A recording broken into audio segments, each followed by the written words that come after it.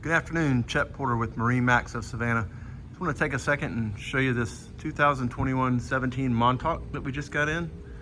The boat is desert tan with blue graphics. This one has the teak steps at the boarding area. The new model has a built-in fuel tank underneath the seat, where it used to be the two 6-gallon tanks. Now it can be a live well.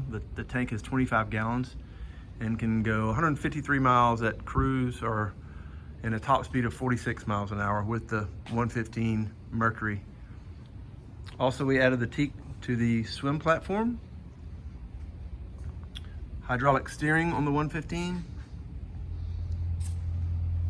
This model has no bow rail, and we added the trolling motor plug. So up forward, the new model, as you can see, has a fish box across the bow. And then this one has a fishing package with the cooler seat and rod holders.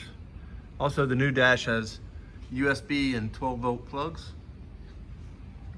So give us a call, 912-897-9881.